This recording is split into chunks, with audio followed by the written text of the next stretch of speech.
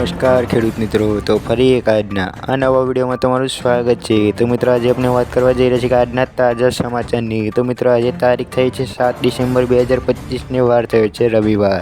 કૃષિ મંત્રીની મોટી જાહેરાત, ખેડૂતોને મળશે 8,000 રૂપિયાની સહાય અને 22મો હપ્તો ક્યારે આવશે? 2000ના હપ્તામાં મોટા ફેરફાર। તો મિત્રો 22મો હપ્તો ક્યારે આવશે અને 2000ના હપ્તામાં કયા મોટા ફેરફારો છે તે આપણે વિડીયોની અંદર વાત કરીશું। તો વિડીયોને શરૂ કરતાં પહેલાં તમે ચેનલ પર નવા હોય તો ચેનલને સબસ્ક્રાઈબ કરી દેજો અને વિડીયો પસંદ આવે તો વિડીયોને લાઇક કરી દેજો। તો મિત્રો આપણે આગળના સમાચારની વાત કરીએ કે 2000ના હપ્તામાં મોટા ફેરફાર। મિત્રો આવતીકાલે કેબિનેટ બેઠકની અંદર 2000ના હપ્તાને લઈને પણ આપના સીએમ ભૂપેન્દ્રભાઈ પટેલે ખેડૂતોના હૈયાધારણા આપી છે। મિત્ર તેમને જણાવતા કહ્યું કે આવનારા વર્ષ 2026ની અંદર 2000ના હપ્તાની અંદર વધારો કરવામાં આવી શકે છે, કારણ કે મિત્રો 2000ની અંદર તમને પણ ખબર છે કે એક ખાતરની થેલી પણ નથી આવતી। તો હવે આવનારા વર્ષ 2026ની અંદર આ સહાયની રકમ વધારો કરી શકાય છે। કેટલી વધશે તે જાણકારી નથી, પરંતુ વધશે તેની ખાતરી છે। મિત્રો આપણે આગળના સમાચારની વાત કરીએ કે અંબાલાલ પટેલની મોટી આગાહી। હવામાન નિષ્ણાત અંબાલાલ પટેલની આગાહી મુજબ ગુજરાતમાં 2 ઋતુનો અનુભવ થશે।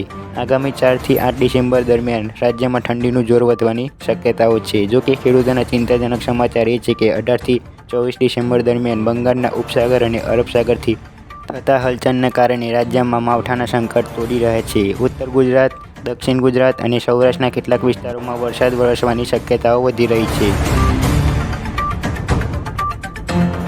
તો મિત્રો આપણે આગળના સમાચારની વાત કરીએ કે ગુજરાતમાં બોમ્બની ધમકી। અમદાવાદના ફ્લાઇટ ધમકી મળ્યા બાદ હવે ગુજરાત હાઈકોર્ટ પણ બોમ્બ બ્લાસ્ટ કરાયો હોવાની ધમકીભર્યો ઈમેલ મળતા દોડધામ મચી ગઈ છે। તાત્કાલિક પગલાં લેતા બોમ્બ અને ડોગ સ્ક્વોડની ટીમ હાઈકોર્ટ ખાતે પહોંચી અને તપાસ શરૂ કરી છે। ધમકી મળતા હોવા છતાં હાઈકોર્ટનું કાર્ય રાબેતા મુજબ ચાલુ રહ્યું હતું। સુરક્ષા એજન્સી સમગ્ર પરિસરની સઘન તપાસ થઈ રહી છે। વધારે વિગતની રાહ જોગવાઈ રહી છે।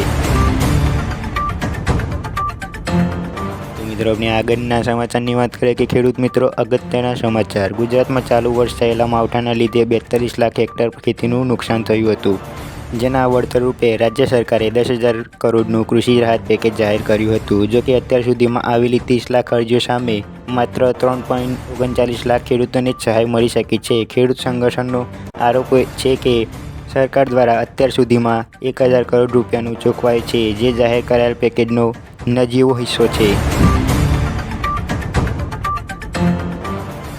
તો મિત્રો આપણે વિડીયોની અંદર વાત કરી કે કૃષિ મંત્રીની મોટી જાહેરાત કઈ હતી અને કયા ખેડૂતોને 8,000 મળવાના હતા અને 22મો હપ્તો ક્યારે આવશે અને 2000ના હપ્તામાં કયા મોટા ફેરફારો થાય તે આપણે વિડીયોની અંદર વાત કરી।